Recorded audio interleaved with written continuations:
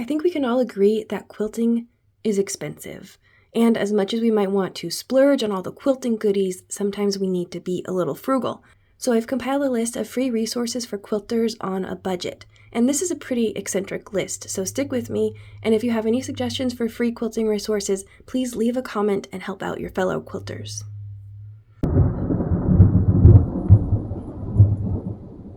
I'm going to start the list off with my favorite place in every city I've ever lived in, the library.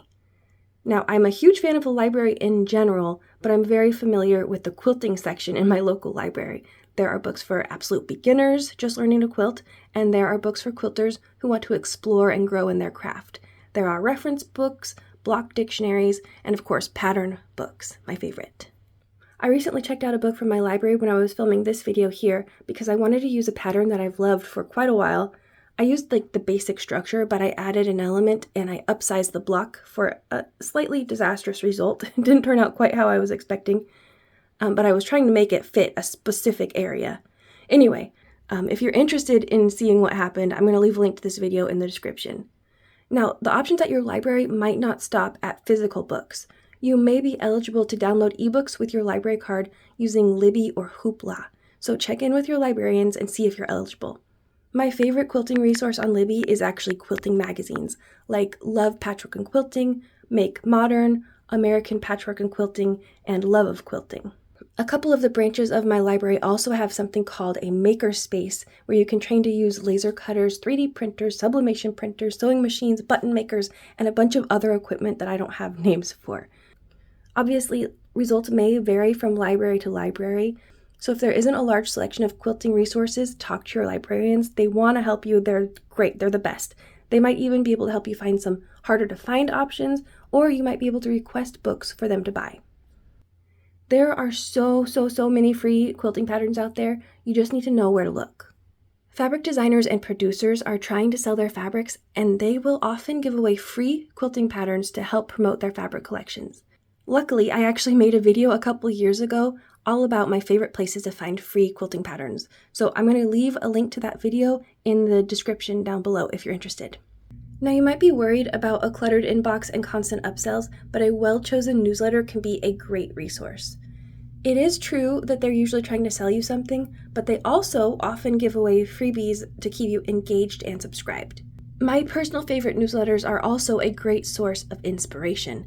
They might introduce me to a new technique I've never heard of, or they might get me thinking differently about something. Try out a bunch and see what suits you, and if it's not speaking to you, feel free to unsubscribe. If, however, you do enjoy their newsletters, their inspiration, their freebies, their style, their writing, whatever it might be, I suggest you support the creator in whatever way you can.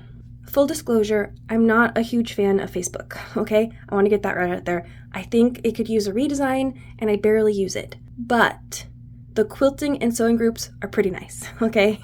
You can also find groups that are centered around different brands of sewing machines, which is great if you need help troubleshooting a problem. On these boards, you'll see people asking questions like, any suggestions for a quilt for my sister's baby shower? Or what's the name of that quilt with the dragon and the castle? Or maybe, is this color palette missing something? Which border looks better?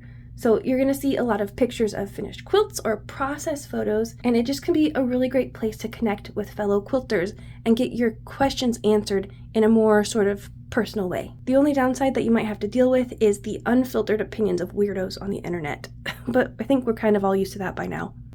Now, this one is a little bit hit or miss because not all churches will have a quilting group, although for some reason it seems like there's always a knit and crochet group. There is a church near me that actually has a general arts and crafts group, so people just bring whatever they're working on, no matter what the craft is, and they spend time together and they help each other if they can. So I know this option might be a bit divisive, but it could potentially be a good free alternative to a quilt guild if you can find a good group in your area. And if you can't find a good group, you might even consider, starting one for yourself. FreePick is a design resource that offers stock photos, vectors, illustrations, and a bunch of things like that.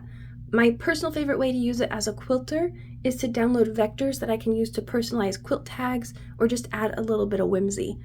You could also use it to find images that you can adapt into applique designs, patches, maybe even embroidery patterns if you like to embroider. Just remember that you do not own these images. You can't use them for items that you're going to sell. So check out their attribution policy and how you can use these images just to be on the safe side. As is common for this type of online design platform, there are different tiers with different prices and benefits. I personally stick with the free plan and I haven't had a problem yet. I use Canva a lot. I make a lot of things for this YouTube channel, like video thumbnails and even some of the slides in this video and past videos. But my favorite way to use Canva as a quilter is to make quilt labels and tags. There are some pre-made label templates you can browse through.